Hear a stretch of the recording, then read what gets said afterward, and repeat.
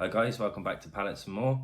I'm Matt and today I'm going to show you how to make a pallet wood floating shelf out of pallets and some reclaimed 2x2 timber from an old shed. So this is the materials I've used.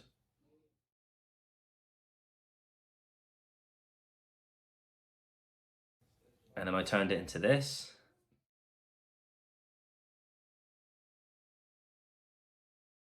Today's video is a little bit longer than normal. I really wanted to focus on the Shou Sugi Ban wood burning technique. It's quite a cool technique. It changes the characteristics of the timber quite a lot. I really enjoy doing it, and I used a American walnut dye to just make the grain pop a little bit more. I then went over it again with a matte polyurethane sealer just to seal it all in nicely. It come out really well. I'm really chuffed with the end result. So today's video is a bit different than normal. I've cut a lot of the steps out. I don't think there's any sanding in this video. There's very little action on the chop saw in today's video, as a lot of the time was spent on the finishing side of things, as when I made the child step / stool, I lost all the footage of that. So I really wanted to make up for it with today's video. So instead of showing you how to cut timber and how to sand timber, I thought I'd show you how I finish my timber when I've got a finished product. So we'll crack on with the video then, guys, and then I'll see you at the end.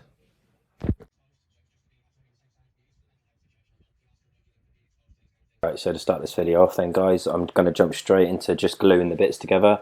So I've cut them to the length I wanted them. They're the width that I want them. So I just used a Craig pocket hole jig just to drill a couple of holes throughout the length. I'm now just going to glue and screw this together.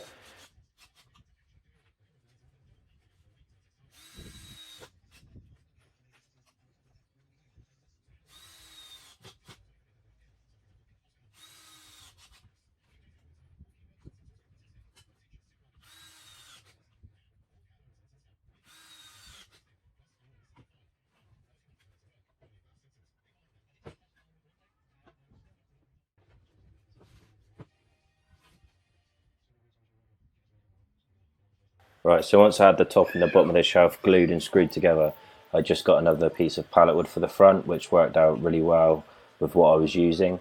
So here I've just drilled some more Craig pocket holes into the pieces again, and now I'm just going to glue and screw the front piece on.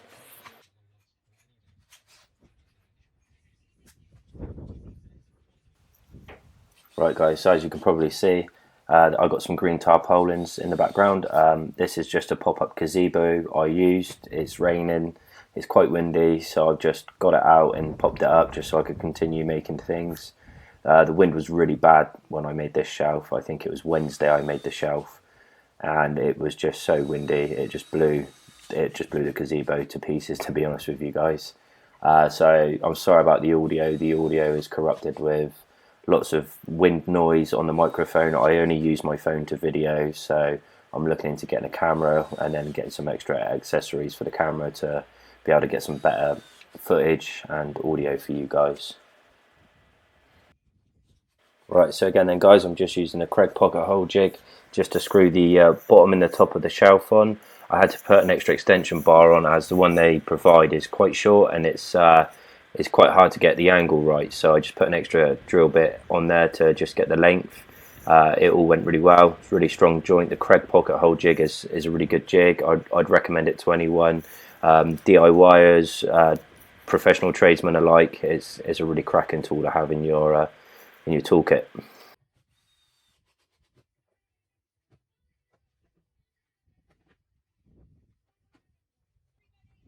Right guys, so here I'm just going to glue and screw the side pieces in.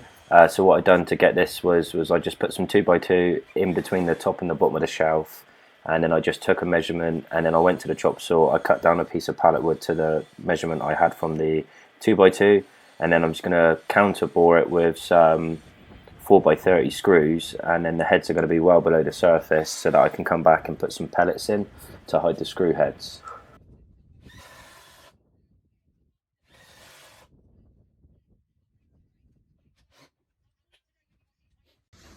Alright, so here's the shelf end, guys. You can see my plug holes on each end, so I'll put some plugs in those in a little bit. Cover the screw heads. Don't don't know if you can see it on camera. I have a lip at the front, so that's just going to stop stuff from falling off as I'm going to be putting my laptop up on it. And then just of here, there's a small step the whole way down. So I'm just going to put my power plane over it, just flatten it off a little bit, and then I'll sand it all. Right, so after sanding the shelf and planing the shelf down a little bit to get it a bit more level, I decided to start work on the skeleton of the shelf, I guess you could call it, the framework. So here I'm just trenching out where I want my outriggers to go. I'm just trenching them down a little bit just so that there's a bit more strength there, so that I'm not just relying on the screws for strength, or glue just for strength. So I do glue and screw the sort of out supports in place, but the little trench just helps solidify it a little bit more.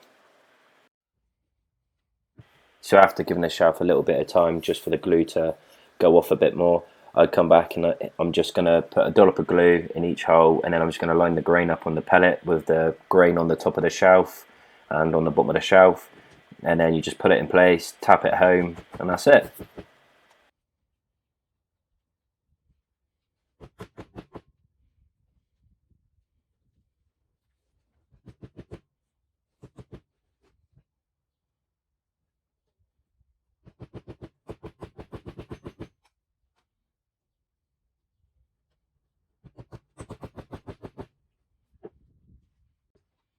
So now the glue's gone off on the pellets, so I'm just going to come back with a chisel, quickly knock them off, and then I'll get them down to roughly flush with the chisel, and then I'll come back in with some hand sandpaper or a sander and just flush them down completely.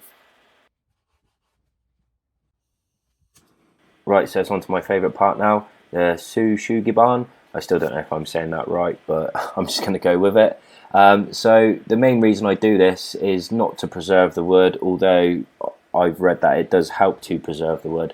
The main reason I do it is just to add a bit of character. The torch burns the soft grain, and then the soft grain goes really dark, and then the harder grain, which obviously takes a bit more to burn, stays a bit more natural coloured. So the reason I do it is just to make the contrast between the two grains stand out a bit more. Plus it was a really cold day, so it helped warm my hands up a little bit. So I'm going to go through this with you guys a bit more in depth. So there is quite a lot of Shou Sugi Ban coming your way.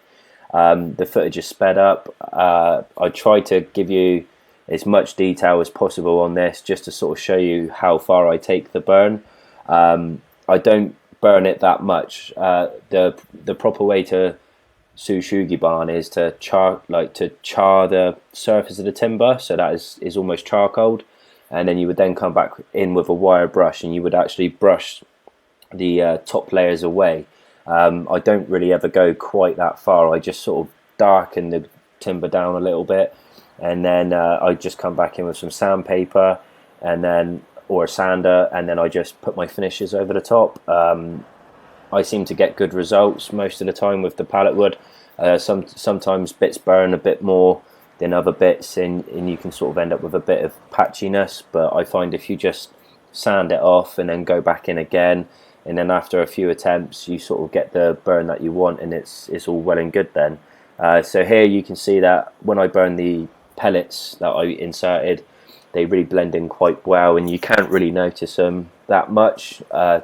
So if you didn't have a Craig pocket hole jig like I do, you could actually just drill through from the faces of all your timber and then plug them like I have on the tops and the bottoms, and I think you'd be absolutely fine with that.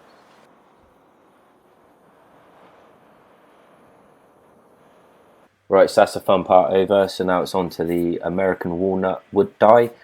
So what I done was I had a spare piece of pallet wood, one of the offcuts from the shelf actually. So I treated that exactly the same as I've done the shelf. I've tested this out on the test piece, and it come out really well. I've done this just in case it reacted with the matte polyurethane finish I'm going to put on. So I left the test piece to dry properly over the hour drying time for the wood dye, and then another hour for the clear matte polyurethane finish. Nothing happened, so here I am putting on to the project. It's always a good idea just to have a test piece around.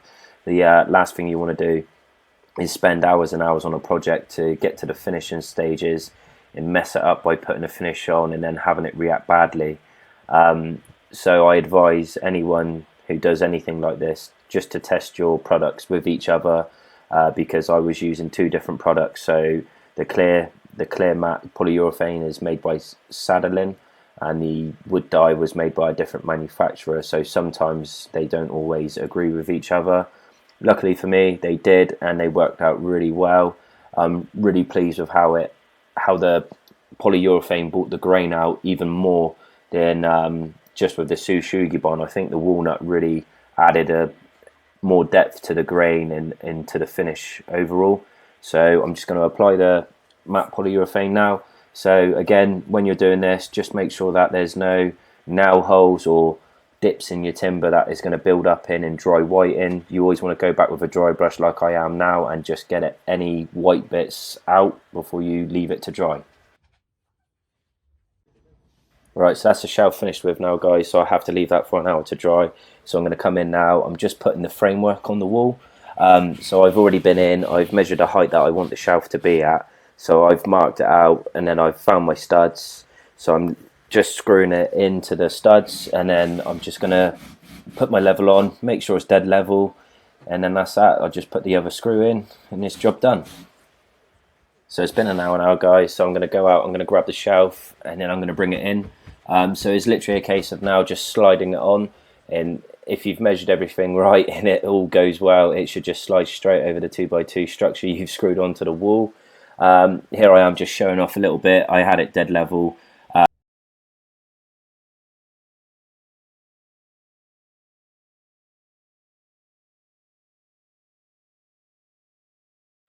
Right, guys, that's the end of the video. I hope you made it all the way to the end. As you can see, pallet with shelf still up. I've put it to good use. A couple of my other earlier pallet projects, just a tiny phone holder, and again another phone holder for when I'm sat watching stuff on the table. I hope you guys enjoyed the video. I know it was a little bit different than normal. I didn't show quite so many steps, but I tried to show enough steps. I've made a Pinterest account now, so shoot over there and have a look. It's Pallets and More. It's the same as my YouTube channel, so go and have a look at that. There's a few boards on there with a few pins on things I want to do, things I've already made, and up and coming things really. I'm also looking into getting an Instagram account. I'm not up together with all the social media, to be fair. I use Facebook more than anything else, so do have a Facebook page. It's Pallets and More again. Unfortunately, they wouldn't let me spell it the way I have for YouTube and my Pinterest account, so I had to change it so that there was a lowercase a and a lowercase m. Go and check them out, guys. If you've enjoyed the video, drop it a thumbs up. If you haven't subscribed already, please subscribe, and I'll catch you on the next one.